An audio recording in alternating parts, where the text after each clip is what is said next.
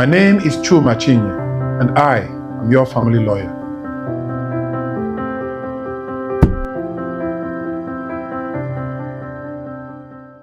It's a new day, and I am delighted to welcome you to a refreshing episode of Your Family Lawyer, the show where we demystify family law issues and empower you with knowledge, with wisdom, and understanding.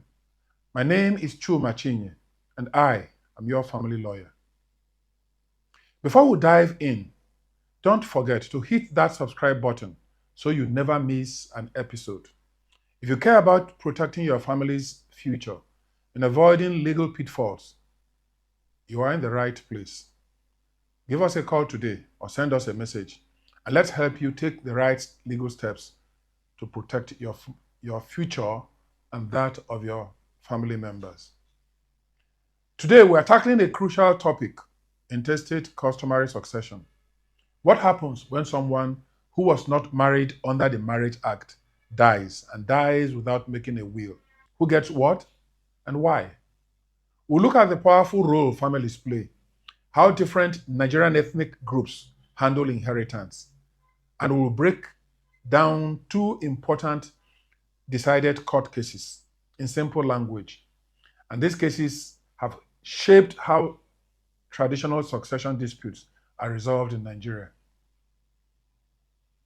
Nigeria's diverse ethnic groups have distinct customary rules of inheritance, reflecting their unique cultural, historical, and social contexts. This week, and that is now, we'll attempt a comparative overview of the customary rules of inheritance among major ethnic groups in Nigeria. In today's Nigeria, where many young and not too young persons are functionally and physically disconnected from their roots, it might be a wise thing to take a few minutes to watch this.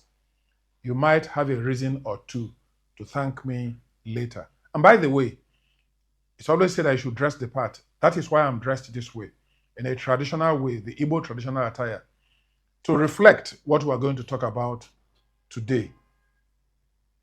Under Nigerian laws, when someone dies without making a will, the distribution of their estate is handled under one of three systems.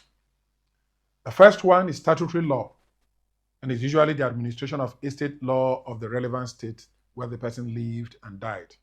Then, of course, there is Islamic law, which governs Muslims in different parts of Nigeria.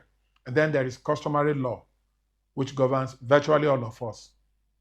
The exception to customary law governing all of us is usually whether you're a Muslim or if you're married under the Marriage Act.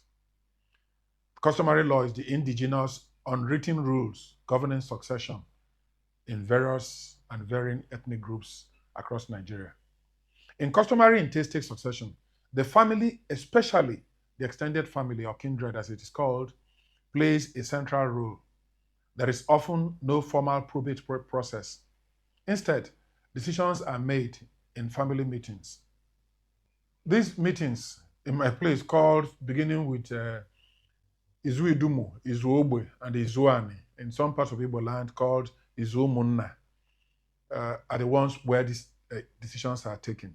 And succession is guided by norms of lineage, gender, and seniority. This system can protect cultural values, but may also conflict with constitutional rights, especially those of women and non-lineage dependents like adopted children.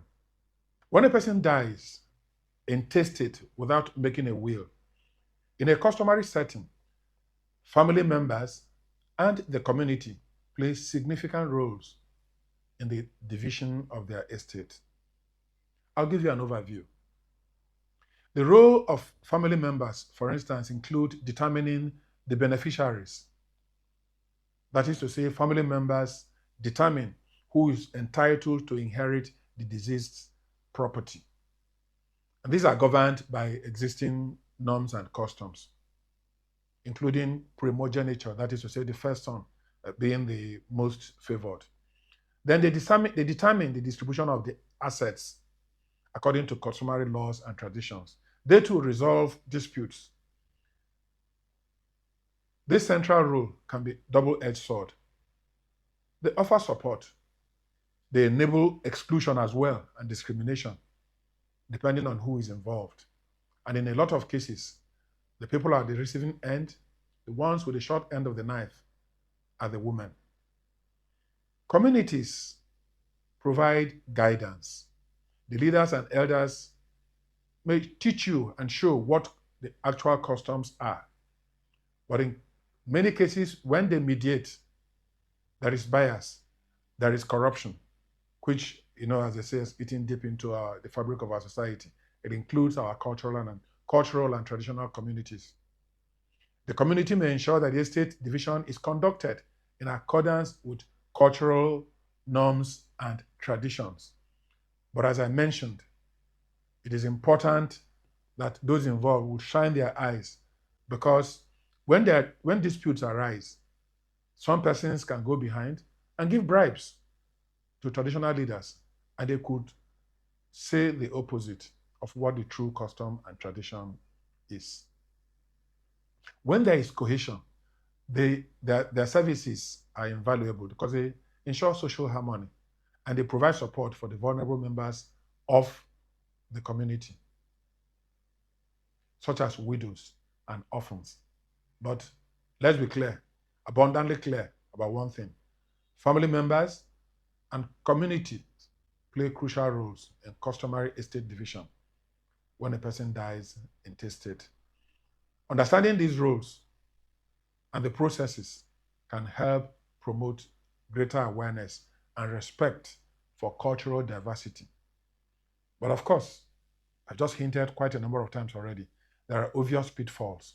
When a person dies intestate, customary inheritance practices can lead to several problems. And I'll just mention a few of those problems. One of such problems is intractable family disputes. And these disputes among family members could lead to fracture, could lead to hatred, to juju and all kinds of things, and these days to run into pastors for prayers. Now, because there are lack of clear guidelines, there could be confusion, there could be prejudices and conflicts. And of course, the most wanton and consequential of these problems will be the exclusion of women from customary inheritance. This practice is obnoxious, and I'm glad that many state governments and our courts are consistent in trying to knock them under. Younger family members too could be excluded from inheritance, with older members of the family receiving more significant shares. Just like what I told you about primogeniture. I'm the first son of a family. Ordinarily, then you're entitled, because you're the first son, to inherit virtually everything. And this is not fair.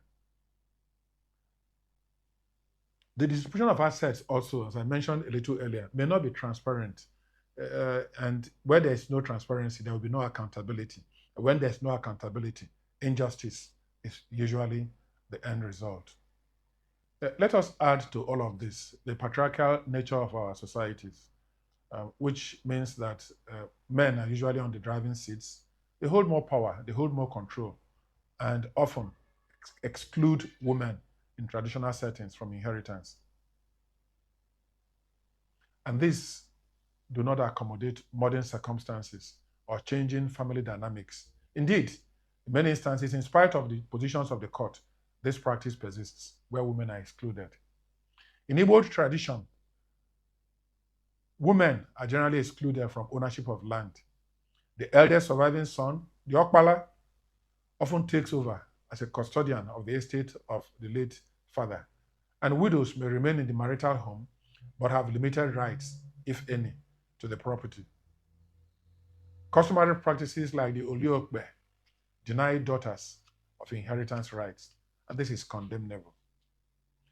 Under Yoruba customary law, this is a little more egalitarian. Both male and female children can inherit. Family property is often divided per types, that is by lineage.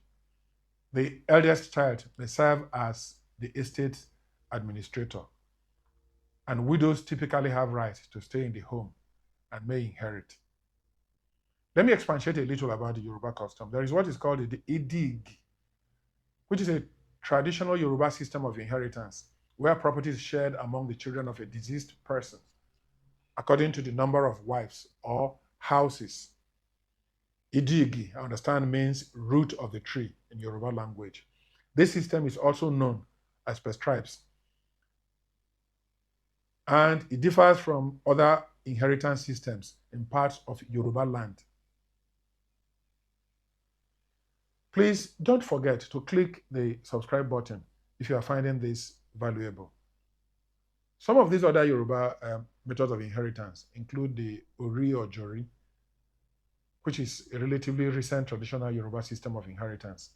And it involves sharing property equally among all children of the deceased person, regardless of their mother's house, quote unquote. This system is also known as per capita inheritance. It's more recent. It brings problems also, but it's the most advanced form of Yoruba culture till date. Of course, there's the system of succession under Islamic law. And then in this system, spouses, children, and parents inherit fixed shares already predetermined by the Sharia. Females are included, though sons get twice as much as what the females get. The community or Islamic leaders may oversee succession. Let me thank you for your time and for joining me on today's episode of Your Family Lawyer. Be sure to subscribe and share this episode for the benefit of anyone navigating inheritance matters, and indeed for the benefit of your family, the benefit of your friends. And don't forget to click the subscribe button and turn on your notification bells for more interesting episodes.